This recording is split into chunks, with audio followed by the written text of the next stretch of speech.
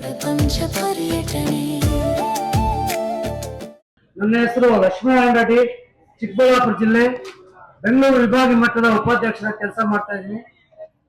ಆತ್ಮೀಯ ಬೈರಮಂಗಲ ಗ್ರಾಮದ 26 ಗ್ರಾಮದ ಎಲ್ಲ ನನ್ನ ಆತ್ಮೀಯ ರೈತ ಬಂಧುಗಳೇ ಹಾಗೂ ನನ್ನ ಅಕ್ಕ ತಂಗಿಯರೇ, ಇವತ್ತು ಇಲ್ಲಿ ಸೇರಿರ್ತಕ್ಕಂತ 8-9 ಜಿಲ್ಲೆಗಳ ಎಲ್ಲ ನನ್ನ ಆತ್ಮೀಯ ಬಂಧುಗಳೇ, ಏನಿವತ್ತು ಬೈರಮಂಗಲದಲ್ಲಿ ಭೂ ಸ್ವಾಧೀನ ವಿರುದ್ಧವಾಗಿ ಟೌನ್ಶಿಪ್ ಅನ್ನ ಮಾಡ್ತಾ ಇದ್ದಾರೆ ಅಂತಕ್ಕಂತ ವಿಚಾರವನ್ನ ಟಿವಿ ಮಾಧ್ಯಮಗಳ ಮುಖಾಂತರ ತಿಳಿದುಕೊಂಡು ನಮ್ಮ ರಾಜ್ಯಾಧ್ಯಕ್ಷರು ನಮಗೆ ಕರೆ ಕೊಟ್ಟರು. ಇವತ್ತಿನ ದಿವಸ ಈ ಒಂದು ಸಭೆಯನ್ನು ನಡೆಸಬೇಕು ಅಂತ ಆದೇಶ ಮಾಡಿದ್ರು. ಅದರ ಪ್ರಕಾರವಾಗಿ ನಾವು ಇವತ್ತು ಈ ಒಂದು ಸಭೆಗೆ ಎಲ್ಲಾ ಜಿಲ್ಲೆಗಳಿಂದ ಒಂದು ಕರೆ ಕೊಟ್ಟಿದ್ದಕ್ಕೆ ಅವರು ಸ್ವಯಂ ಪ್ರೇರಿತರಾಗಿ ಇವತ್ತು ಈ ಸಭೆಯನ್ನು ಯಶಸ್ವಿ ಮಾಡಿದರೆ ಎಲ್ಲರಿಗೂ ನನ್ನ ಹೃತ್ಪೂರ್ವಕವಾದಂತ ಧನ್ಯವಾದಗಳು ಅರ್ಪಿಸ್ತಾ ಇದ್ದೀನಿ. ಬಂಧುಗಳೇ, ಭೂಮಿ ಅಂದ್ರೆ ನಮ್ಮ ತಾಯಿ, ನಮ್ಮ ಭೂಮಿ ನಮ್ಮ ಹಕ್ಕು. ಇವತ್ತು ತಲೆಮಾರುಗಳಿಂದ ಇವತ್ತು ಭೂಮಿಯನ್ನು ನಾವು ಉಳುಮೆ ಮಾಡ್ತಾ ಇದ್ದೀವಿ. ನಮ್ಮ ತಾತ ಮುತ್ತಾತ ಅಜ್ಜಂದ್ರಿಂದ 1 ಎಕರೆ ಭೂಮಿ ಇದ್ರೆ ಅದರಲ್ಲೇ ನಾವು ಜೀವನ ಮಾಡಿ ಉಳುಮೆ ಮಾಡಿ ಅಕ್ಕಿ, ರಾಗಿ, ಜೋಳ, ಹಸು ಎಲ್ಲ ಕಟ್ಕೊಂಡು ಜೀವನವನ್ನ ಮಾಡಿಸ್ತಕ್ಕಂತ ಸುಮಾರು 60-70 ವರ್ಷಗಳಿಂದ ನಾವು ಇದನ್ನ ಅನುಭವಿಸ್ಕೊಂಡು ಬಂದಿರ್ತಕ್ಕಂತ ಒಂದು ಜಮೀನನ್ನ ಇವತ್ತು KIDP ಅಂತಕ್ಕಂತ ಒಂದು ಕೆಟ್ಟ ಬೋರ್ಡ್ ಇದೆಯಲ್ಲ, ಈ ಬೋರ್ಡ್ ಅನ್ನ ಫಸ್ಟ್ ನಾವು ರೈತರನ್ನ ಕಿತ್ತು ತೆಗೆಯಬೇಕಿದೆ. ಈ KIDP ಬೋರ್ಡ್ ಇದು ರಾಜಕಾರಣಿಗಳಿಗೆ ಅನುಕೂಲವಾಗಿ ಮಾಡ್ತಕ್ಕಂತ ಒಂದು KIDP ಬೋರ್ಡ್. ಯಾಕಂದ್ರೆ ಈ ಬೋರ್ಡ್ ನಾವು ಬರ್ತಾರೆ, ರಾಜಕೀಯ ಯಾವ ರೀತಿ ಹೇಳ್ತಾರೆ ಆ ರೀತಿ ಕೇಳಿ ಇಲ್ಲಿ ಬೇಕು ಅಂದ್ರೆ ಅಲ್ಲಿ 10,000 ಎಕರೆಗಳನ್ನ ನಾವು ಟೌನ್ಶಿಪ್ ಮಾಡ್ತೀವಿ ಅಂತ ಹೇಳ್ತಾ ಇದ್ರು. ಇದೇ ಅಲ್ಲ, ಇಡೀ ಭಾರತ ದೇಶದಲ್ಲಿ ಇವತ್ತು ಎಲ್ಲಾರು ತಗೊಳ್ಳಿ ಭೂಮಿಯನ್ನ KIDP ಅವರು ವಶಪಡಿಸಿಕೊಳ್ತಾ ಇದ್ದಾರೆ. ನಮ್ಮ ಚಿಕ್ಕಬಳ್ಳಾಪುರದವರು ಕೂಡ ಇದೇ ರೀತಿ ವಶಪಡಿಸಿಕೊಂಡಿದ್ದಾರೆ. ಅಲ್ಲಿ ಸಹ ಹೋರಾಟಗಳನ್ನ ಮಾಡ್ತಾ ಇದ್ದೀವಿ. ಯಾವುದೇ ಕಾರಣಕ್ಕೂ ಬಿಡಲ್ಲ ಅಂತಕ್ಕಂತ ಹೋರಾಟವನ್ನು ಕೂಡ ನಾವು ಮಾಡಿದೀವಿ. ಈಗಾಗಲೇ ನಮ್ದು 20 ವರ್ಷ ಆಗಿದೆ. ನಾವು ಇದುವರೆಗೂ ಹೋರಾಟ ಮಾಡಿ ಕೈ ಬಿಡಿಸ್ಕೊಂಡಿದೀವಿ. ನಾವು ಯಾವುದೇ ಕಾರಣಕ್ಕೂ ಕೈ ಬಿಟ್ಟಿಲ್ಲ. ನಾವು ವಯಸ್ಸನ್ನ ಬರಲಿಕ್ಕಿಂತ ಮುಂಚೆನೆ ಹೋರಾಟವನ್ನು ಮಾಡಿದೀವಿ. ಕಾನೂನು ಹೋರಾಟ ಕೂಡ ಮಾಡಿದೀವಿ. ಇವರು ಬರೀ 6-1 ಮಾಡಿದ್ರೆ ನಾವು ಸುಮ್ಮನೆ ಇದ್ರೆ ಅದನ್ನ ಬೇಕಾದ್ರೆ ಅವ್ರ ಮುಂದೆ ಏನ್ ಬೇಕಾದ್ರೂ ಮಾಡ್ತಾರೆ. ಕಾನೂನು ಹೋರಾಟ ಕೂಡ ಮಾಡ್ಬೇಕು ಅಂತ ಅಧ್ಯಕ್ಷ ಮನವಿ ಮಾಡ್ತಾ ಇದ್ವಿ. ಕಾನೂನು ಹೋರಾಟ ಇದೆ. 6-1 ಮಾಡಿದ್ರೆ ನಾವು ಚಾಲೆಂಜ್ ಮಾಡ್ಬೇಕು, ಕೋರ್ಟಲ್ಲಿ ಚಾಲೆಂಜ್ ಮಾಡಿದ್ರೆ ಸ್ಟೇ ಕೊಡ್ತಾರೆ. ಈಗೆಲ್ಲ ಮಾಧ್ಯಮದವರು ಇವತ್ತು ಟಿವಿಗಳಲ್ಲಿ ಕೊಡ್ತಾ ಇದ್ರಲ್ಲ, ನಮ್ಮ ಜಡ್ಜ್ಗಳು, ಕೋರ್ಟ್ಗಳು ಎಲ್ಲ ಕೇಳ್ತಾ ಇದ್ದಾರೆ. ಇದು ಕಾನೂನು ಹೋರಾಟಗಳು ಆಗ್ಬೇಕಾಗುತ್ತೆ. ಯಾಕಂದ್ರೆ ಇವತ್ತು ಕೃಷಿ ಪ್ರಧಾನವಾದ ದೇಶ ನಮ್ಮ ದೇಶ. ಈ ಭಾಗದಲ್ಲಿ ನೋಡಿದ್ರೆ ಹಚ್ಚ ಹಸಿರಾಗಿ ಎಲ್ಲಾ ಬೆಳೆಗಳು ಬೆಳೀತಾ ಇದೆ. ಮಲೆನಾಡಲ್ಲ, ಶಿವಮೊಗ್ಗ ಅಲ್ಲ, ಇಡೀ ನಮ್ಮ ಈ ಭಾಗದಲ್ಲೂ ಕೂಡ ಅದೇ ರೀತಿ ಇದೆ. ಯಾಕಂದ್ರೆ ಕೃಷಿ ಅಂತಕ್ಕಂಥದ್ದು ನಮಗೆ ಜೀವನಾಧಾರ. ನಮ್ಮ ಜೀವವನ್ನ ಇವತ್ತು ಪಣ ಇಟ್ಟು ಹೋರಾಟ ಮಾಡ್ತಕ್ಕಂಥ ಒಂದು ಉದ್ದೇಶ. ನಮ್ಗೆ ಒಂದ್ ಕಡೆ ಹೇಳ್ತಾರೆ ಕೃಷಿ ಅಂತಕ್ಕಂಥ ಕೂಡ ನಮ್ಗೆ ಒಂದು ಕಾನೂನು ಒಂದ್ ಕಡೆ ಹೇಳ್ತಾನೆ, ರಿಯಲ್ ಎಸ್ಟೇಟ್ ಕೃಷಿ ಅಂತಕ್ಕಂಥದ್ದು ನಮ್ಗೆ ಆಹಾರ ಪದ್ಧತಿವಾಗಿ ಕೊಡ್ತಕ್ಕಂಥ ಒಂದು ಉದ್ಯೋಗ ಇದು. ಇಡೀ ನಮ್ಮ ರೈತರ ಕುಲವನ್ನೇ ಇವತ್ತು ಆಹಾರ ಪದ್ಧತಿಯಾಗಿ ಮಾಡ್ತಕ್ಕಂಥ ವಿಚಾರ ಬರ್ತಾರೆ. ಇದು ದೊಡ್ಡ ಒಂದು ಇಂಡಸ್ಟ್ರಿ. ಈ ಇಂಡಸ್ಟ್ರಿ ಅಂದ್ರೆ ನಮ್ಮ ಶ್ರಮ ಎಷ್ಟಿರ್ತದೆ ಈ ಕೃಷಿಗೆ. ನಮ್ಮ ಮಕ್ಕಳು, ನಮ್ಮ ತಾತಂದ್ರು, ನಮ್ಮ ಅಜ್ಜಿಗಳು, ನಮ್ಮ ತಂದೆ ತಾಯಿ ಎಲ್ಲರೂ ಬಂಡವಾಳ ಶ್ರಮ ಹಾಕಿರ್ತಾರೆ ಈ ಕೃಷಿ ಪದ್ಧತಿಗೆ. ಈ ಕೃಷಿಯನ್ನು ಇಟ್ಕೊಂಡು ನಾವು ಜೀವನ ಮಾಡ್ತಕ್ಕಂಥ ವಿಚಾರದಲ್ಲಿ ಯಾವುದೇ ಮುಖಾಂತರವಾಗಿ ರಾಜಿ ಇಲ್ಲ. ನಾವು ಈ ಭಾಗದಲ್ಲಿ ರೈತರಿಗೆ ಎಚ್ಚರಿಕೆಯನ್ನು ಕೊಡ್ತಾ ಇದ್ದೀವಿ. ತಾವು ಯಾವುದೇ ಒಂದು ಒತ್ತಡಕ್ಕೆ ಮಣಿಬೇಡಿ. ನಮ್ಮ ಜಿಲ್ಲೆಯಿಂದ ಹೆಚ್ಚಿನ ಬಲವನ್ನು ಕೊಡ್ತೀವಿ ನಿಮ್ಗೆ. ಈ ಹೋರಾಟವನ್ನ ಯಶಸ್ವಿಗೊಳಿಸಿ ರೈತರ ಭೂಮಿಯನ್ನು ಉಳಿಸ್ಕೊಳ್ತೀವಿ ಅಂತಕ್ಕಂಥ ಮಾತನ್ನ ಹೇಳ್ತಾ ನನ್ನ ಮಾತನ್ನು ಮುಕ್ತಾಯ ಮಾತಾಡೋದು. ಬೈರಮಂಗಲ ಚಲೋ ಕಾರ್ಯಕ್ರಮದ ಅಂಗವಾಗಿ ಎಲ್ಲ ರೈತ ಬಾಂಧವರಿಗೂ ಹಾಗೂ ಸಮಸ್ತ ನಾಯಕರಿಗೂ ಹಾಗೂ ನಮ್ಮ ಕರ್ನಾಟಕ ರಾಜ್ಯ ರೈತ ಸಂಘದ ರಾಜ್ಯಾಧ್ಯಕ್ಷರಂತ ಬಡಂಪೂರ್ ರಾಜೇಂದ್ರಗೂ ನನ್ನ ನಮಸ್ಕಾರಗಳು. ಏನಪ್ಪಾ ಅಂದ್ರೆ ಇವತ್ತು ಬೈರಮಂಗಲ ಚಲೋ ಕಾರ್ಯಕ್ರಮ ಇದು ಆರಂಭ ಅಂತ ಹೇಳ್ತಾ ಇದೀನಿ. ಇನ್ನ ಮುಂದಿನ ಹೋರಾಟ ಯಾವ ರೀತಿ ಇರುತ್ತೆ ಅಂದ್ರೆ ಸರ್ಕಾರಕ್ಕೆ ಎಚ್ಚರಿಕೆ ಏನಪ್ಪಾ ಅಂತಂದ್ರೆ ನಮ್ಮ ರೈತ ಸಂಘ ಹಿಗ್ಗಲ್ಲ, ಬಗ್ಗಲ್ಲ, ಜಗ್ಗಲ್ಲ ಒಂದು ಸಂದೇಶವನ್ನು ಸರ್ಕಾರಕ್ಕೆ ರವಾನೆ ಮಾಡಬೇಕು. ಯಾಕಪ್ಪ ಅಂತಂದ್ರೆ ಮುಂದಿನ ದಿನಮಾನ ಏನಪ್ಪಾ ಅಂದ್ರೆ ಭೂ ಸ್ವಾಧೀನವನ್ನು ಪ್ರತಿಯೊಬ್ಬ ರೈತರ ಫಲವತ್ತಾದ ಭೂಮಿಯನ್ನು ಕಿತ್ತುವಂತ ಕಾರ್ಯಕ್ರಮವನ್ನು ಹೋಗ್ತಾ ಇರ್ತಾರೆ. ಅದಕ್ಕಾಗಿ ನಮ್ಮ ಉತ್ತರ ಕರ್ನಾಟಕ ಭಾಗ ಅಂದ್ರೆ ಬಿಜಾಪುರ, ಗುಲ್ಬರ್ಗ ಎಲ್ಲಾ ಭಾಗನೂ ಸಂಪೂರ್ಣವಾದ ಬೆಂಬಲವನ್ನು ಬೈರಮಂಗಲ ಚಳುವಳಿಗೆ ಕೊಡ್ತೀವಿ ಅಂತ ಹೇಳ್ತಾ ಇದ್ದೀವಿ ಪ್ರೋತ್ಸಾಹ. ಅದೇ ರೀತಿ ಮುಂದಿನ ದಿನಮಾನ ಏನಾಗಬೇಕಪ್ಪ ಅಂತಂದ್ರೆ ಹೋರಾಟದ ಕಿಚ್ಚು ಬಹಳ. ಯಾಕಂದ್ರೆ ಇವತ್ತಿನ ರೈತ ಹೋರಾಟದಲ್ಲಿ ಯುವಕರು, ಮಹಿಳೆಯರು ತುಂಬಾ ಜನ ಪಾಲ್ಗೊಂಡಿದ್ರು. ಯಾಕಂದ್ರೆ ರ್ಯಾಲಿಯಲ್ಲಿ ನಾನು ಇದ್ದೆ. ತುಂಬಾ ಒಂದು ಸರ್ಕಾರಕ್ಕೆ ಒಂದು ಎಚ್ಚರಿಕೆ ಮತ್ತು ಅದೇ ರೀತಿ ಪತ್ರಿಕಾ ಮಾಧ್ಯಮಗಳು ಈ ಹೋರಾಟವನ್ನು ತುಂಬಾ ವಿವಿಧ ಭಾಗಗಳಿಗೆ ರೀಚ್ ಆಗಿದೆ. ನಮ್ಮ ಉತ್ತರ ಕರ್ನಾಟಕ ಭಾಗದಲ್ಲಿ ಒಂದು ರೀಚ್ ಆಗಿದೆ. ನಮ್ಗೆ 18 ಕಾಲಗಳು ಬಂದು ಈ ಹೋರಾಟದಲ್ಲಿ ಯಶಸ್ವಿ ಆಗ್ತಾ ಇದೆ ಅಂತ ಹೇಳ್ತಾ ಇದ್ದೀವಿ. ಹಾಗೆ ನಮ್ಮ ಕರ್ನಾಟಕ ರಾಜ್ಯ ರೈತ ಸಂಘ ಯುವ ಘಟಕ ಯಾವಾಗಲೂ ಇದಕ್ಕೆ ಸಂಪೂರ್ಣವಾಗಿ ಬೆಂಬಲ ಕೊಡ್ತೀವಿ ಅಂತ ಹೇಳಿ ನನ್ನ ಚಿಕ್ಕ ಭಾಷಣ ಮುಗಿಸ್ತೇನೆ. ಜೈ ಜವಾನ್ ಜೈ ಕಿಸಾನ್. ಹೋರಾಟ ಮಾಡ್ತಿರೋದು ಕೇವಲ ಬಿಡದಿ ಒಬ್ಬರಿಗೆ ಮಾತ್ರ ಅಲ್ಲ. ಇದೇನಾದ್ರೂ ಸರ್ಕಾರ ಏನಾದ್ರೂ ಭೂ ಸ್ವಾಧೀನ ಪಡಿಸ್ಕೊಂಡ್ರೆ ಇಡೀ ರಾಜ್ಯದ ಪ್ರತಿಯೊಂದು ತಾಲೂಕಿನಲ್ಲೂ ಪ್ರತಿಯೊಂದು ಯೋಜನೆಗಳನ್ನು ಈ ಕೆಲಸ ಹಿಂದೆ ಮಾಡ್ತಾರೆ. ಯಾಕಂದ್ರೆ ಈ ಹೋರಾಟ ಇನ್ನು ಕೆಲವೇ ದಿನಗಳಲ್ಲಿ ಸರ್ಕಾರ ಬೇಸರತ್ತಾಗಿ ರೈತರು ಕ್ಷಮೆ ಕೇಳಿ ಏನು ಬಿಡದಿ ಒಬ್ಬರಲ್ಲಿ ಸುಮಾರು 9,540 ಎಕರೆ ಭೂ ಸ್ವಾಧೀನ ಮಾಡಿಸ್ಬೇಕಂತಂದ್ರೆ ಅದು ತಕ್ಷಣ ನಿಲ್ಲಿಸುತ್ತೆ. ಈ ಹೋರಾಟ ಇನ್ನೂ ಹೆಚ್ಚುವರಿ ಇನ್ನು ಮುಂದುವರಬೇಕು. ಯಾಕಂದ್ರೆ ಈ ದೇಶದ ಸಂಪತ್ತು ಮತ್ತು ಎಲ್ಲ ಕಾರ್ಪೊರೇಟ್ ಕಂಪನಿಗಳು ಪಾಲಾಗ್ತದೆ, ಮತ್ತು ಎಲ್ಲ ರಿಯಲ್ ಎಸ್ಟೇಟ್ ಕಂಪನಿಗಳು ಪಾಲಾಗ್ತದೆ. ಇವತ್ತು ಹಣ ಹಾಕಿ ಹಣ ಮಾಡ್ಕೊಳ್ಳುವಂತ ಕೆಲಸ ಇವತ್ತು ಸರ್ಕಾರಗಳು ಮತ್ತು ಅನುಮತರು ಇವತ್ತು ಮಾಡ್ತಿದ್ದಾರೆ. ಇವತ್ತು ಏನು ಭಾರತ ದೇಶದಲ್ಲಿ ಸುಮಾರು 70% ರೈತರು ಇದ್ರು. ಆದ್ರೆ ಈ ದೇಶದಲ್ಲಿರುವಂತ ಜನಸಂಖ್ಯೆ ಸುಮಾರು 140 ಕೋಟಿ ಜನಸಂಖ್ಯೆ ಬೆಳೀತಾ ಹೊರತು ಈ ದೇಶದಲ್ಲಿ ಭೂಮಿ ಬೆಳೀತಲ್ಲ. ಭೂಮಿ ವರ್ಷ ಕಡಿಮೆ ಆಗ್ತಾನೆ ಬರ್ತದೆ. ನಮ್ಮ ದೇಶದ ಎಲ್ಲ ಸಂಪತ್ತುಗಳು ಖಾಸಗೀಕರಣ ಆಗೋದ್ರ ಮುಖಾಂತರ ಇವತ್ತು ರೈತರು ಬೆನ್ನುಮೂಳೆ ಮುರಿಯುವಂತ ಕೆಲಸಗಳು ಸರ್ಕಾರಗಳು ಮಾಡ್ತಾರೆ. ಈ ಹೋರಾಟ ಪ್ರತಿಯೊಂದು ತಾಲೂಕಿನಲ್ಲೂ ಆಗ್ಬೇಕು ಅಂತ ಹೇಳ್ತಾ ಅವರಿಗೆ ಮಾತಾಡಕ್ಕೆ ಅವಕಾಶ ಮಾಡಿಕೊಟ್ಟಂತ ತಮ್ಮೆಲ್ಲರ ಮುಂಚೆ ನಾನು ಮಾತು ಮುಗಿಸ್ತೀವಿ. ಎಲ್ಲರಿಗೂ ನಮಸ್ಕಾರ. ರೈತಪ್ಪನ ಮೂಕ ಸಮ್ಮತಿಯನ್ನು ಸೂಚಿಸಬೇಕು. ಬಿಡದಿ ಟೌನ್ಶಿಪ್ ಯೋಜನೆಗಾಗಿ ಫಲವತ್ತಾದ ಭೂಮಿಯನ್ನು ಸ್ವಾಧೀನಪಡಿಸಿಕೊಳ್ಳುವುದನ್ನು ವಿರೋಧಿಸಿ ಕರ್ನಾಟಕ ರಾಜ್ಯ ರೈತ ಸಂಘ ಬೆಂಗಳೂರು ವಿಭಾಗದ ಎಲ್ಲ ಜಿಲ್ಲೆಗಳಿಂದ ಹಾಗೂ ಮಂಡ್ಯ, ಮೈಸೂರು, ಚಾಮರಾಜನಗರ ಜಿಲ್ಲೆಗಳಿಂದ ಮತ್ತು ರಾಜ್ಯದ ಎಲ್ಲ ಜಿಲ್ಲೆಗಳ ರೈತ ಸಂಘದ ಪದಾಧಿಕಾರಿಗಳು ಪ್ರಗತಿಪರ ಸಂಘಟನೆಗಳ ಸಹಕಾರದೊಂದಿಗೆ ಬೈರಮಂಗಲ ಚಲೋ ನಡೆಸಿ ಬೈರಮಂಗಲದಲ್ಲಿ ಸಮಾವೇಶಗೊಂಡು ಕೈಗೊಂಡ ನಿರ್ಣಯಗಳು. ಒಂದು ಬಿಡದಿ ಟೌನ್ಶಿಪ್ ಯೋಜನೆಗೆ ಬೈರಮಂಗಲದ ಮತ್ತು ಕಂಚುಗಾರನಹಳ್ಳಿ ಗ್ರಾಮ ಪಂಚಾಯಿತಿ ವ್ಯಾಪ್ತಿಯ 26 ಗ್ರಾಮಗಳ 9,640 ಎಕರೆ ಫಲವತ್ತಾದ ಕೃಷಿ ಭೂಮಿಯನ್ನು ಸ್ವಾಧೀನಪಡಿಸಿಕೊಳ್ಳುವುದಕ್ಕೆ ಈ ಸಮಾವೇಶವು ಒಕ್ಕೂರಿನಿಂದ ವಿರೋಧ ವ್ಯಕ್ತಪಡಿಸುತ್ತದೆ. ಈ ಸಂಬಂಧ ನಡೆಸಿರುವ ಎಲ್ಲ ಭೂ ಸ್ವಾಧೀನ ಪ್ರಕ್ರಿಯೆಯನ್ನು ರದ್ದುಪಡಿಸಬೇಕೆಂದು ಈ ಸಮಾವೇಶವು ಆಗ್ರಹಿಸುತ್ತದೆ. ರಾಜ್ಯ ಸರ್ಕಾರ ಭೂ ಸ್ವಾಧೀನ ಪ್ರಕ್ರಿಯೆಯನ್ನು ಕೈಬಿಡದಿದ್ದಲ್ಲಿ ಸಂಯುಕ್ತ ಹೋರಾಟ ಕರ್ನಾಟಕ ಮತ್ತು ಬೈರಮಂಗಲ ಮತ್ತು ಕಂಚಗಾರನಹಳ್ಳಿ ರೈತರ ಭೂ ರಕ್ಷಣಾ ಸಮಿತಿ ನೇತೃತ್ವದಲ್ಲಿ ತೀವ್ರತರವಾದ ಹೋರಾಟವನ್ನು ಹಮ್ಮಿಕೊಳ್ಳಲು ಈ ಸಮಾವೇಶವು ತೀರ್ಮಾನಿಸುತ್ತದೆ. ರಾಜ್ಯದಲ್ಲಿ ಭೂ ಬಳಕೆ ನೀತಿಯನ್ನು ರೂಪಿಸಬೇಕೆಂದು ಈ ಸಮಾವೇಶವು ಒತ್ತಾಯಿಸುತ್ತದೆ. ಈಗಾಗಲೇ ಬೆಂಗಳೂರು ನಗರ ಮತ್ತು ಸುತ್ತಮುತ್ತ ಟೌನ್ಶಿಪ್ ಮತ್ತು ವಸತಿ ಯೋಜನೆಗಳಿಗೆ ಸ್ವಾಧೀನಪಡಿಸಿಕೊಳ್ಳದ ಭೂಮಿಯಲ್ಲಿ ನಿರ್ಮಾಣ ಮಾಡಿರುವ ನಿವೇಶನ ಮತ್ತು ಫ್ಲಾಟ್ಗಳ ಹಂಚಿಕೆಯ ಶ್ವೇತಪತ್ರವನ್ನು ಹೊರಡಿಸಬೇಕೆಂದು ಸರ್ಕಾರವನ್ನು ಈ ಸಮಾವೇಶವು ಆಗ್ರಹಿಸುತ್ತದೆ. ಅಭಿವೃದ್ಧಿ ನೆಪದಲ್ಲಿ ಲಂಗು ಲಗಾಮಿಲ್ಲದೆ ರಾಜ್ಯದ ಯಾವುದೇ ಭಾಗದಲ್ಲಿ ಭೂಮಿಯನ್ನು ಸ್ವಾಧೀನಪಡಿಸಿಕೊಳ್ಳಲು ಮುಂದಾದಲ್ಲಿ ಅದರ ವಿರುದ್ಧ ತೀವ್ರ ಹೋರಾಟ ನಡೆಸಬೇಕೆಂದು ರೈತರಿಗೆ ಈ ಸಮಾವೇಶವು ಕರೆ ನೀಡುತ್ತದೆ. ಈ ಹೋರಾಟವನ್ನ ಫ್ರೀಡಂ ಪಾರ್ಟಿ ತೆಗೆದುಕೊಂಡು ಹೋಗ್ತದೆ ಅಂತ ಹೇಳಿದ್ದಾರೆ.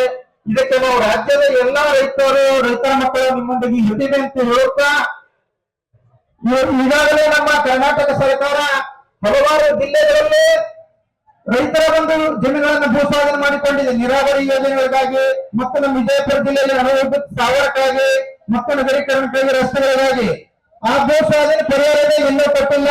ನಾವು ಚರ್ಚೆಪೇಟೆ ನೀರಾವರಿ ಯೋಜನೆಗಾಗಿ ನಾವು 4 ಜನ ಅರ್ಥ ಮಾಡ್ತೀವಿ. 6 ಎಕರೆ ಜಮೀನು ಕೊಟ್ಟು 10 ವರ್ಷ ಆಯ್ತು, ಇಲ್ಲಿವರೆಗೆ ಭೂಸ್ವಾಧೀನ ಪರಿಹಾರ ಬಂದಿಲ್ಲ. ಜಮೀನು ವಶಪಡಿಸಿಕೊಳ್ಳುವ ಸಂದರ್ಭದಲ್ಲಿ ಬಹಳಷ್ಟು ಆಶ್ವಾಸನೆಗಳನ್ನು ಕೊಡ್ತಾರೆ. ನಾವು ಈ ಜಮೀನನ್ನ ರೇಟನ್ನು 4 ಪಟ್ಟು ಕೊಡ್ತೇವೆ, ಅಧಿಕಾರಿಗಳು ಬದಲಾಗ್ತಾರೆ, ಸರ್ಕಾರಗಳು ಬದಲಾಗ್ತವೆ, ಯೋಜನೆಗಳು ಹಾಗೆ ಉಳಿಯುತ್ತವೆ. ರೈತರ ಜಮೀನು ಮಾತ್ರ ಕಸ್ಕೊಂಡು ಹೋಗ್ತಾ ಇದ್ದಾರೆ.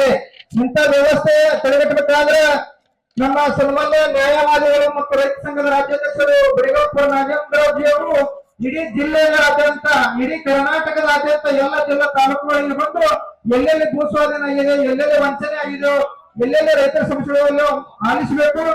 ಈ ಒಂದು ಬಿಡದಿಯ ಒಂದು ಮಾದರಿಯ ಹೋರಾಟ 1.5 ವರ್ಷ ಮೇಲ್ಪಟ್ಟು ಸತ್ಯಾಗ್ರಹ ತೆಗೆದುಕೊಂಡು ಬಂದಿದ್ದಾರೆ. ಅವರಿಗೆ ನಾವು ಸಂಪೂರ್ಣ ಬೆಂಬಲವನ್ನು ವ್ಯಕ್ತಪಡಿಸುತ್ತಾ ಮುಂಬರುವ ದಿನಗಳಲ್ಲಿ ನಾವು ಹಲವಾರು ಸೈಕಲ್ ಜಾಥಾವನ್ನು ಮಾಡಿದ್ದೇನೆ. ಮುಂಬರುವ ದಿನದಲ್ಲಿ ನಮ್ಮ ವಿಜಯಪುರ ಜಿಲ್ಲೆ ಚರ್ಚಲ್ ತಾಲೂಕಿನ ಕೃಷಿಕಲ ನಗರದಿಂದ ಈ ಬಿಡದಿಯವರೆಗೂ ಕೂಡ ನಾವು ಸೈಕಲ್ ಜಾಥಾ ತೆಗೆದುಕೊಂಡು ಬರ್ತೀವಿ, ನಿಮಗೆ ಸಪೋರ್ಟ್ ಮಾಡ್ತೀವಿ, ನಾವೆಲ್ಲ ನಿಮ್ಮೊಂದಿಗೆ ಇದ್ದೇವೆ ಅಂತ ಹೇಳುತ್ತಾ, ಅನ್ನದಾತನ ಮೇಲೆ ಇರಲಿ ಎಲ್ಲರ ಪ್ರೀತಿ. ಅನ್ನ ಬೆಳೆದಿದ್ದರೆ ಉಣ್ಣಲು ಏನೈತೆ, ಅದೆಲ್ಲದರ ಬಸಗೆ ಸುಖ ಎಲ್ಲೈತೆ, ಕೃಷಿ ಕಾಯಕ ಯೋಗಿಗಳ ಕಷ್ಟ ಖಂಡಿತಗಳೈತೆ, ಬೆಳಕು ನೀಡಲು ಬೆಳಗುತ್ತದೆ. ಈ ಬೆಳೆಯ ಜಮೀನು ಉಳಿಸಿಕೊಡಿ ರೈತರ ಹೋರಾಟದ ಜೊತೆ ಸಕಲರಿಗೂ ಧನ್ಯವಾದ ಹೊಂದಿ. ರೈತ ಹೋರಾಟಕ್ಕೆ, ರೈತ ಚಳವಳಿಗೆ, ನಮ್ಮ ಭೂಮಿ ನಮ್ಮ ಭೂಮಿ, ರೈತರು ಒಗ್ಗಟ್ಟಿಸುವ ರಾಜ್ಯ ಸರ್ಕಾರಕ್ಕೆ, ರೈತರ ಭೂಮಿಯನ್ನು ಗಮನಿಸುವ ರಾಜ್ಯ ಸರ್ಕಾರಕ್ಕೆ ಬೇಕೇ ಬೇಕು, ಬೇಕೇ ಬೇಕು. ವೇದಿಕೆಯಲ್ಲಿರ್ತಕ್ಕಂಥ ಎಲ್ಲ ನನ್ನ ಹೋರಾಟ ಸಂಘಟನೆಗಳೇ, ರಾಜ್ಯಾಧ್ಯಕ್ಷರಂತ ಭರತ್ ನಾಗೇಂದ್ರ ಅವರೇ, ಇಲ್ಲಿ ಬಂದಿರತಕ್ಕಂಥ ರಾಜ್ಯದ ಬಹಳಷ್ಟು ಜಿಲ್ಲೆಗಳಿಂದ ಬಂದಿರತಕ್ಕಂಥ ಎಲ್ಲ ನನ್ನ ಹೋರಾಟಗಾರರೇ, ಈ ಭಾಗದಲ್ಲಿ ಹೋರಾಟ ಮಾಡ್ತಾ 470 ದಿವಸದಿಂದ ಏನು ಹೋರಾಟ ಮಾಡ್ತಾ ಇದ್ದೀರಿ, ಮಹಿಳೆಯರು ಇರ್ಬೋದು, ಪುರುಷರು ಇರ್ಬೋದು, ನಿಮ್ಮೆಲ್ಲರಿಗೂ ಧನ್ಯವಾದಗಳು ಹೇಳ್ತಾ, ನಿಮ್ ಬದುಕು ಉಳಿಸ್ಕೊಳ್ಳೋದಕ್ಕೋಸ್ಕರ ಏನು ಹೋರಾಟ ಮಾಡ್ತಾ ಇದ್ದೀರಿ, ಇದು ಯಶಸ್ವಿ ಆಗ್ಲೇಬೇಕು ಅಂತಕ್ಕಂಥ ನಮ್ಮೆಲ್ಲರ ಅಭಿಪ್ರಾಯ. ಮೊದಲನೇದಾಗಿ ಏನಾಯ್ತು ಅಂತ ಹೇಳಿದ್ರೆ, ನಾವು ಈ ಪ್ರಾರಂಭ ಆದ ದಿವಸದಿಂದ ಜೊತೆಲಿದ್ದೀವಿ. ಆದ್ರೆ ನಾವು ರಾಜ್ಯ ಸಮಿತಿ ಮತ್ತು ಏನು ಸರ್ವೋದಯಕರಣ ಇದೆ ಅಂತದ್ದು ಸಂಯುಕ್ತ ಹೋರಾಟ ಜೊತೆ ಸೇರಿದಾಗ ನಾವು ಕರ್ನಾಟಕ ರಾಜ್ಯ ರೈತ ಸಂಘದಿಂದ ನಮ್ಮ ಸಹಯೋಗದಲ್ಲಿ ಎಲ್ಲಾ ಸೇರಿ ಒಂದು ದೊಡ್ಡ ಹೋರಾಟ ಕೊಡಬೇಕು ಅಂತ ನಾವು ಕೇಳ್ಕೊಂಡಾಗ ನಮ್ಮ ಅಧ್ಯಕ್ಷರು ಅದು ಹೂಗೊಟ್ಟು ಸಂಯುಕ್ತ ಹೋರಾಟದ ಮೀಟಿಂಗ್ ನಲ್ಲಿ ಮತ್ತು ನಮ್ಮ ರಾಜ್ಯ ಸಮಿತಿಯೊಳಗೆ ಚರ್ಚೆ ಮಾಡಿ ಒಂದು ಡೇಟ್ ಫಿಕ್ಸ್ ಮಾಡಿದ್ರು. ಹಂಗಾಗಿ ಇವತ್ತು ಬಹಳಷ್ಟು ಜನ ಎಲ್ಲಾ ಜಿಲ್ಲೆಗಳಿಂದ ಬಂದವ್ರೆ, ಉತ್ತರ ಕರ್ನಾಟಕದಿಂದ ಬಂದವ್ರೆ, ಬೇರೆ ಬೇರೆ ಕಡೆಯಿಂದ ಬಂದವ್ರೆ.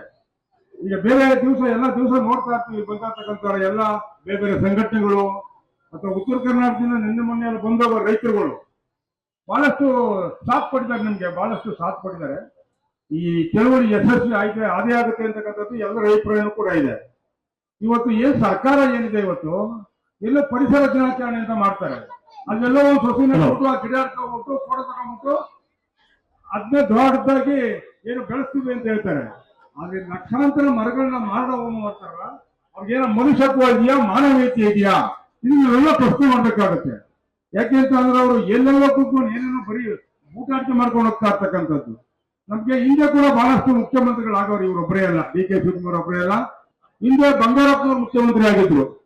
ರೈತರಿಗೆ ಪುಕ್ಷಟ ಕರೆಂಟ್ ಕೊಟ್ರು, ಅದಕ್ಕೆ ಐಟಿ ಸೆಟ್ಗಳಿಗೆ.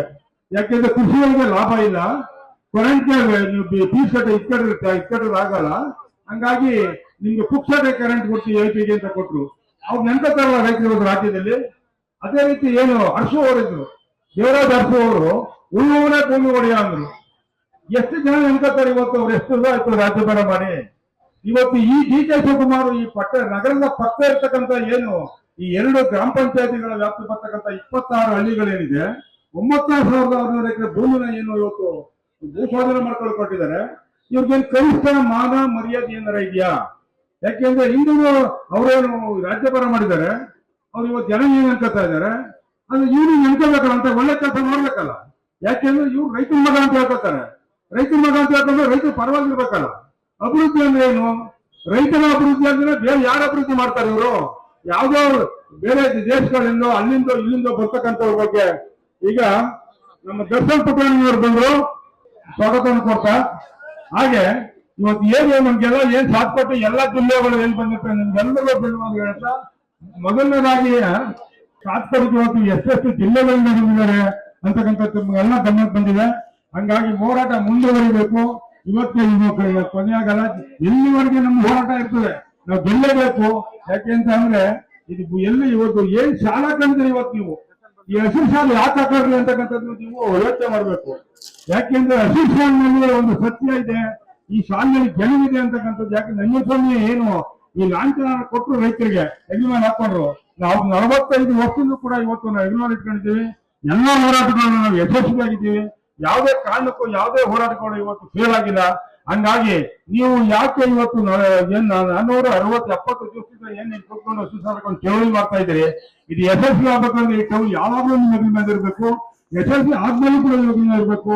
ಹಂಗಾಗಿ ಈ ಚಳವಳಿ ಯಶಸ್ವಿ ಆಗಿದಂತ ಆರಸ್ತ ನನ್ನ ಮಾತು ಮುಗಿಸ್ತೀನಿ. ನಮಸ್ಕಾರ. ಕರ್ನಾಟಕ ರಾಜ್ಯ ರೈತ ಸಂಘಕ್ಕೆ, ರೈತ ಹೋರಾಟಕ್ಕೆ, ರೈತ ಚಳವಳಿಗೆ ಬೇಕೇ ಬೇಕು, ಬೇಕೇ ಬೇಕು. ನಮ್ಮ ಭೂಮಿ, ನಮ್ಮ ಭೂಮಿ ರೈತರನ್ನು ಒಕ್ಕಲುಬಿಸುವ ರಾಜ್ಯ ಸರ್ಕಾರಕ್ಕೆ, ರೈತರ ಭೂಮಿಯನ್ನು ಕಿತ್ತುಕೊಳ್ಳುವ ರಾಜ್ಯ ಸರ್ಕಾರಕ್ಕೆ ಬೇಕೇ ಬೇಕು, ಬೇಕೇ ಬೇಕು.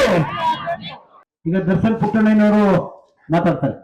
ರೈತರು ಸಮಸ್ಯೆ, ಲೋನ್ ಸಮಸ್ಯೆ ಇತ್ತು. ಅಲ್ಲಿ ಚನ್ನಪಟ್ಟಣದಲ್ಲಿ ಯುಗ್ರೋ ಕ್ಯಾಪಿಟಲ್ ಅಂತ ಒಂದು ಸಂಸ್ಥೆ, ಅಲ್ಲಿ ಹೋಗಿ ಅವ್ರ ಹತ್ರ ಮಾತಾಡಕ್ಕೆ ಈ ಮಾತುಕತೆ ಮುಗಿಸ್ಕೊಂಬರೋದಕ್ಕೆ ತಡ ಆಯ್ತು ಅಷ್ಟೇ. ಅಲ್ಲಾಂದ್ರೆ ಅವಾಗಲೇ ಬಂದಿರ್ತಾ ಇದ್ವಿ.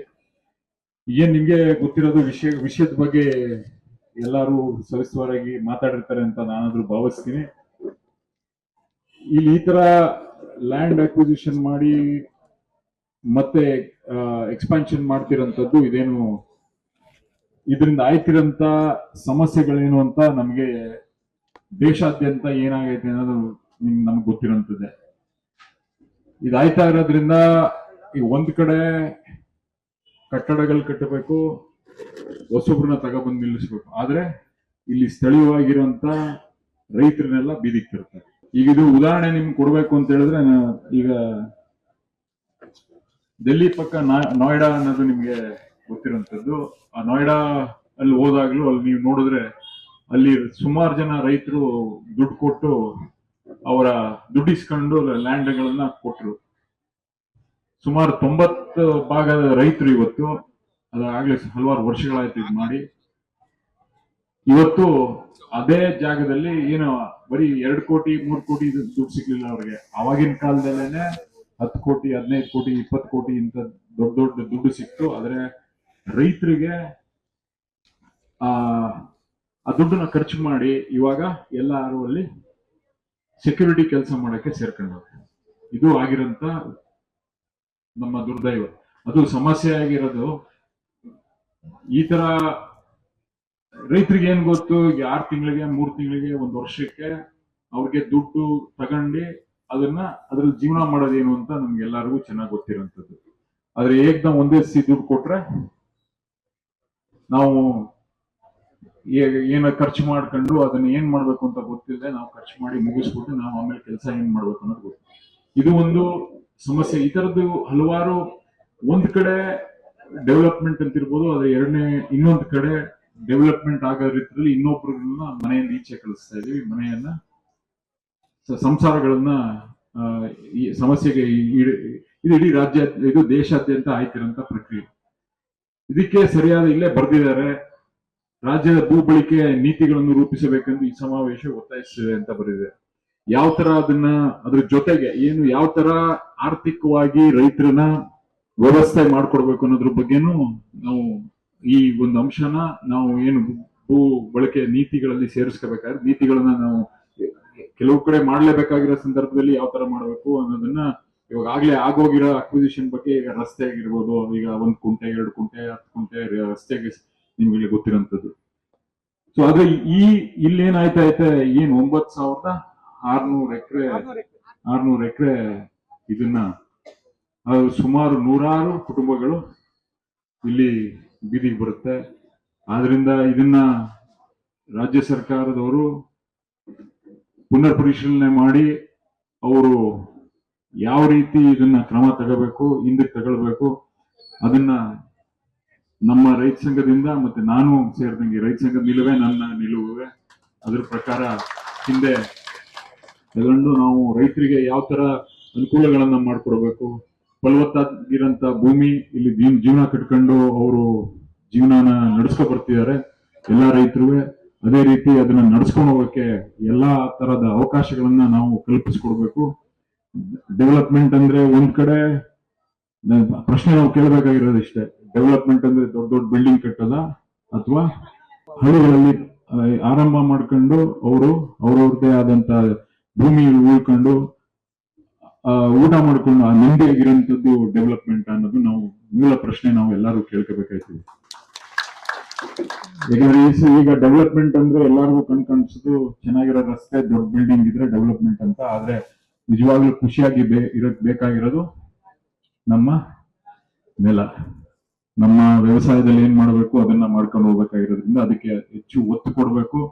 ಈಗ ಒತ್ತು ಕೊಟ್ಟು ಏನು ಇಲ್ಲಿ ಯೋಜನೆ ಹಾಕೊಂಡಿದೆ ರಾಜ್ಯ ಸರ್ಕಾರದಿಂದ, ಅದನ್ನ ಕೈಬಿಟ್ಟು ಸಹಕಾರ ಕೊಡಬೇಕು ಮತ್ತೆ ರೈತರಿಗೆ ಅವ್ರ ಜೀವನ ಕಟ್ಕೊಳ್ಳಕ್ಕೆ ಬಿಡ್ಕೊಡ್ಬೇಕು ಅಂತ ನಾನು ಈ ಮೂಲಕ ಸರ್ಕಾರಕ್ಕೆ ಮನವಿ ಮಾಡ್ತೀನಿ. ಅದ್ರ ಜೊತೆಗೆ ನಾವು ಒಂದು ನಿಯೋಗನೂ ಹೋಗ್ಬೇಕಾಯ್ತದೆ. ಹೋಗಿ ಅಲ್ಲಿ ಕುತ್ಕೊಂಡು ನಮ್ಮ ಏನು ಇವಾಗಲೇ ಸರ್ಕಾರಕ್ಕೆ ಹಲವಾರು ಮನವಿಗಳು ಕೊಟ್ಟಿದ್ದೀರಿ, ಅದೇ ರೀತಿ ನಾವುಗಳು ನಾನು ನಿಯೋಗ ಕರ್ಕೊಂಡು ಹೋಗಕ್ಕೆ ರೆಡಿ ಆಗಿದ್ದೀನಿ. ಕರ್ಕೊಂಡು ಹೋಗಿ ಅಲ್ಲಿ ಮಾತುಕತೆ ಮಾಡಿ ಯಾವ ತರ ಇದನ್ನ ಪರಿಹಾರ ಹುಡುಕ್ಬೇಕು ಅನ್ನೋದ್ರ ಬಗ್ಗೆ ನಾವೆಲ್ಲ ಒಗ್ಗಟ್ಟಾಗಿ ನಿಂತ್ಕೋಬೇಕಾಯ್ತದೆ ಅಂತ ಹೇಳ್ತಾ ಮತ್ತೊಮ್ಮೆ ಈ ಒಂದು ಹೋರಾಟಕ್ಕೆ ಜಯ ಸಿಗ್ಲಿ ಅಂತ ಹೇಳಿ ನನ್ನ ಮಾತು ಮುಗಿಸ್ತೇನೆ. ನಮಸ್ಕಾರ. ರೈತ ವಿರೋಧಿ ರಾಜ್ಯ ಸರ್ಕಾರಕ್ಕೆ ಫಲವತ್ತಾದ ರೈತರ ಭೂಮಿಯನ್ನು ದೋಚಲು ಹೊರಟಿರುವ ರೈತ ವಿರೋಧಿ ರಾಜ್ಯ ಸರ್ಕಾರಕ್ಕೆ ಅನ್ಯಾಯ, ಅನ್ಯಾಯ. ನಮ್ಮ ಭೂಮಿ ನಮ್ಮ ಹಕ್ಕು, ನಮ್ಮ ಭೂಮಿ ನಮ್ಮ ಹಕ್ಕು, ನಮ್ಮ ಭೂಮಿ ನಮ್ಮ ಹಕ್ಕು. ರೈತರೊಂದಿಗೆ ನಾವಿದ್ದೇವೆ, ನಾವಿದ್ದೇವೆ, ನಾವಿದ್ದೇವೆ, ನಾವಿದ್ದೇವೆ.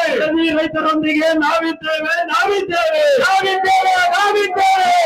ರಾಜ್ಯ ರೈತ ಸಂಘಕ್ಕೆ ರೈತರ ಹೋರಾಟಕ್ಕೆ ಪ್ರಪಂಚ ಪರ್ಯಟನೆ